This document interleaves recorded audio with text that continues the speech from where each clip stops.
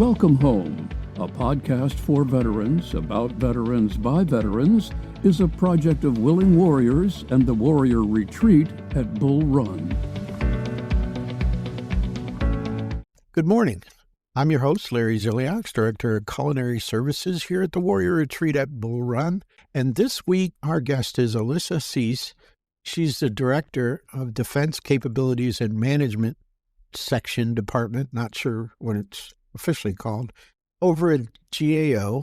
And I asked her to join us this week because I ran across a report that they had done titled Military Housing.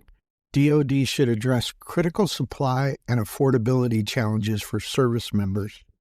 And I read through this report and I was really surprised. A number of things jumped out at me. So, Alissa, welcome to the podcast. I really appreciate you being here with us. Thank you, Larry. Thanks for having me. If you would, could you tell us a little bit about your background and how you came to be the department or the director head over there? Sure. So my name is Alissa. I'm a director in our Defense Capabilities and Management team at GAO. I have spent over 20 years at GAO auditing the Department of Defense as well as the intelligence community on a variety of issues. And so part of my body of work that I oversee is DoD military installations and housing. And that is how I came to lead this particular review that we'll be talking about today. Wow. And how long have you been at GAO? You said 20 years? Yep, I'm coming up on 21 years this month. Wow. Well, that's awesome. Thank you for hanging in there, actually, because in reading the report, I got to say there were points of it where I could almost feel the frustration jump off the page. It can't be easy auditing DoD. I can't believe that's an easy task, but I just wanted to highlight a couple of things from the report that jumped out at me and just actually read a few things here for our listeners and sort of level set and establish a baseline of kind of what we're talking about. But right off the bat in what the GAO found section of the report, it says DoD does not use its housing assessments to identify a comprehensive list of areas where service members and their families are most severely affected by housing supply or affordability challenges. So I think our listeners will understand that affordable housing is a national crisis or situation. Almost 50% of those renters out there are cost burdened, where they're paying more than 30% of their income for housing, either renting or leasing some sort of housing.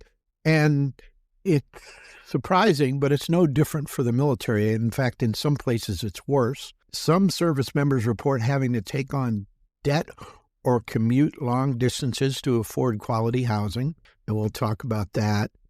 And then a survey that you did in connection with this audit was there were 150 local government officials, housing officials, near military installations around the country that were surveyed and reported that they felt that the housing in their area was unaffordable.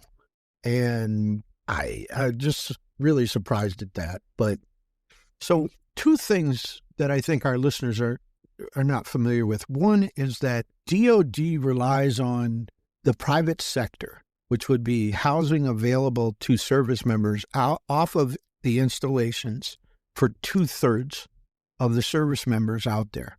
So only 1/3 of military service members are actually housed on base. Number one. Number two is I didn't know this, and I was really surprised.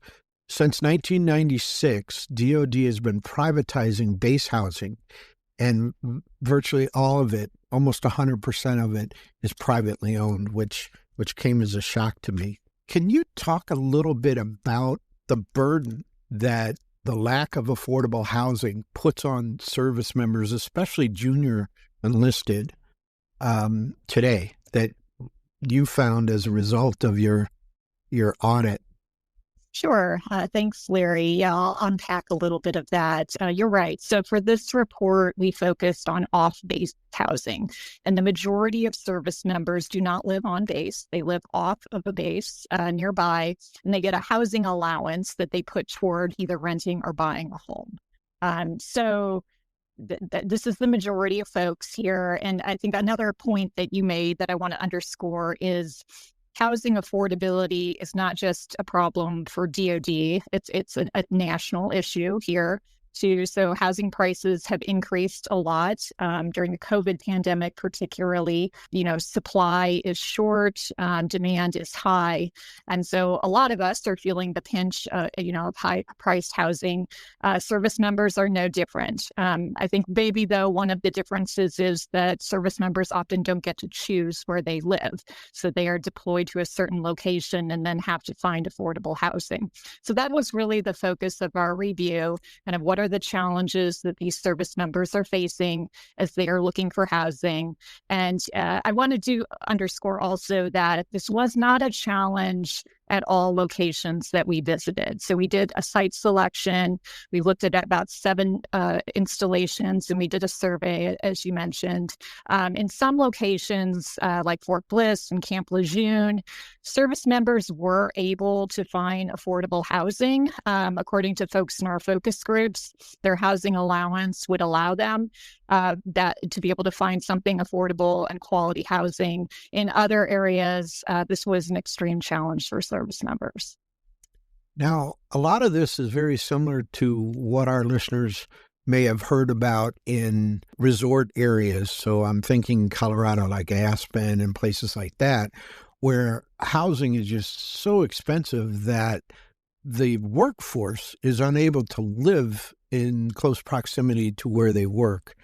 And some of these installations, like Key West was highlighted, where long-term rentals are just almost unheard of because landlords just don't want to commit to that, because then they're missing out on seasonal rentals, which they can just charge through the roof for. So what did you come up with as an answer to that, where there just isn't, there's no housing on base, but then it's so hard to find housing off base?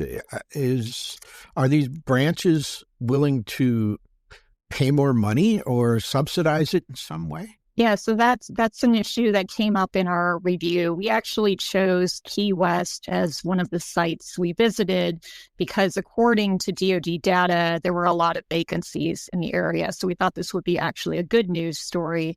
But when we did talk with the folks at Key West, it's exactly what you said, Larry, that there are vacant rentals outside of the base, but landlords are not offering those for rent because they want to hold them for the vacationers and get more money. Mm-hmm. So Key West, on paper, looks like it's doing pretty well, but when you kind of dig down, beneath the surface there, it's actually really a huge challenge to find affordable housing there.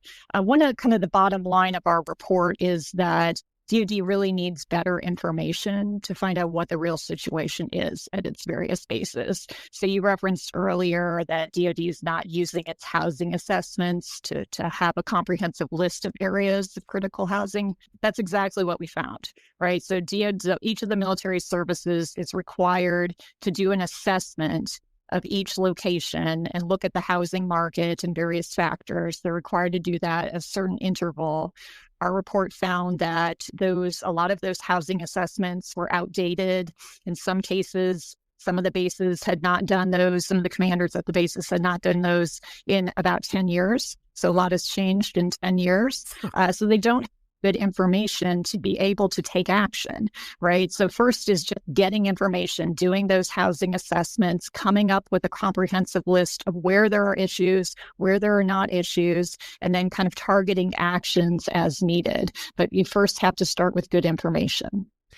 So I found in the report that it appears as though each branch uses its own sort of standards or metrics for measuring this. And my question is, why isn't there a DoD standard that all branches use so that the data is is comparable amongst all branches. I don't understand why the DOD can't come up with something that everybody uses so it's standardized. Right. So we did find also that the Office of Secretary of Defense really needs to strengthen their oversight across the services. So to come up with standard methodologies to help the services do these assessments in a consistent manner, and then use those assessments and other information to kind of inform the department and have a holistic view of what's going on. So we did make a recommendation in that area. But really, it's the Office of Secretary of Defense. There's a chief housing officer for DOD who is responsible for this. And they do need better information and consistency so they can get a holistic view. It looks as though the National Defense Authorization Act of 2023 may address the issue of the length of time that varies between installations for when they're actually doing an assessment of housing in their local area. According to your report, that the NDAA for 2023 requires these assessments to be done on every installation by 2027, and then within 5 years after that. So it looks like there's some sort of schedule that's been put in place by Congress. What's your sense of the faith you have in that actually being completed in that time frame? Yeah, Congress did act because DOD was not doing consistent housing assessments according to its own guidance. So its own guidance said every 4 years. There was a little ambiguity with that guidance. Congress stepped in and said 5 years. Right now, it's too soon to say. They were late on a few things that they owed Congress with relation to housing. So we are following that. But one of the recommendations we made is that DOD needs to update its own guidance to make sure that they are following that congressional requirement. I know there are service members that here we're talking too, by the way, of just CONUS assignments and installations. We're not talking about internationally. DOD pretty much owns all the housing on its installations on bases overseas, but this is just here in the United States. They get on a list, they get assigned, they travel to that base and they check in and check with the housing office, and they get on a list for on-base housing. And in the meantime, they're forced to seek housing in the community. There are a number of service members that I know that don't take their families with them.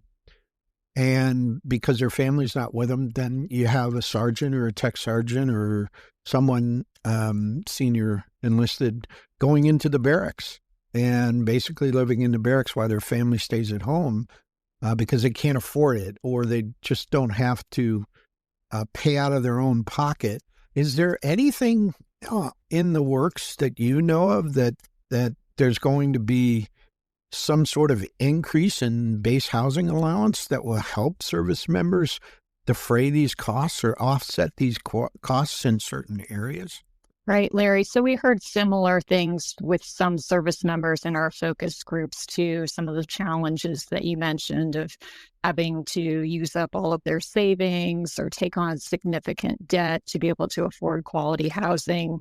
Some of them had to live far from a base or commute long distances. And some did have to leave family members behind in other states because they couldn't find suitable housing that would, house their entire family at an affordable level for them. Some of them had to take on second jobs or, choose housing with lesser quality conditions as well. So these are all very serious issues. DOD has a number of tools and we point this out in the report. There are challenges with each of the tools. They can look at leasing. They can look at different types of pays or increasing housing allowances in certain areas. They have different tools that they can look at. Really kind of the central message, though, of our report is kind of going back to our earlier discussion. DOD needs good information to be able to make informed decisions. So they do a survey, a tenant survey of satisfaction with housing, but that survey only goes to folks that are living on base. So, the majority of service members live off base and they're not getting that information from the service members. DOD also does an annual status of forces survey. They used to include questions about housing in that survey. several years ago, they removed those questions to try to shorten the survey.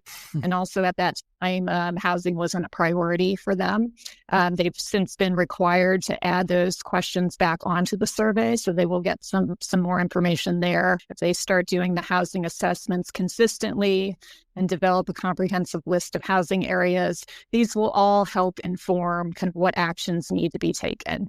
I will say, the DoD officials that we spoke with take this issue very seriously. They want to make sure service members are taken care of. But our recommendations really go to having good information to be able to inform decisions. Mm-hmm. Well, that's great. I think in the end, our listeners probably know that it just comes down to money, that cost of living increases or COLA increases need to be done in these areas. And like you say, they just need to look a little bit to see where they're having these issues. It's not rocket science, really. What advice would you have for our listeners if they want to help bring awareness to this issue? Would the best thing be to just reach out to their representatives and ask them to press the issue? I think so, or talk to the service members too about their experiences. I think everybody wants, service members have a lot on their plates, a lot of stress that they're dealing with. Finding affordable housing should not be one of those stressors. So everything that we can do to help the service members is important. Obviously, we point to the 6 recommendations we made in our report. We did this report for Congress, and we know that the Congress takes this issue very seriously. DoD did concur with all of our recommendations, so we will continue to follow up with the department to ensure that they are taking actions to address the 6 recommendations. Wow. Listeners, I think that's going to be the key here is follow up with your congressmen, congresswomen, senators and say, hey, this is a problem and this is not fair. Service members shouldn't have to pay out of their own pocket to find a place where they can live just because there's a shortage of base housing. So, yes, reach out, and I'm going to have a link to the report in the show notes. So read it for yourself. It's 80 pages or so. It's really interesting work, and I really appreciate the work that you all do. Without GAO, so much would never be understood about a number of things out there. And I think GAO doesn't get the credit that it deserves for the amount of work that you do on behalf of Congress and the American people, for sure. I have one last question, and I asked this to a lot of different guests, but especially in your line of work, how do you see AI contributing to what you do in the future? Well, I think that's a little bit outside the scope of this review too, but I think that there are a lot of potential benefits to AI if we are able to implement it responsibly. It could be a big help to us in terms of information gathering and that sort of thing, but it doesn't, of course, replace the need for kind of what our bread and butter is. We get out on the ground and talk to folks. Our teams go out to talk with service members, do focus groups, do surveys, and try to uncover what is really going on and make recommendations for the Congress. Mm-hmm. Well, listen, thank you so much for joining us. I really appreciate it. And thanks for all the great work that you all do. Great. Thank you, Larry. Thanks for having me. For our listeners, if you have any questions or suggestions, you can reach us at podcast@willingwarriors.org. We'll have another episode next Monday morning at 0500. Until then, thanks for listening. The Welcome Home podcast is brought to you by Willing Warriors, a nonprofit organization serving active duty service members and veterans since 2012. To learn more, please visit our webpage at willingwarriors.org.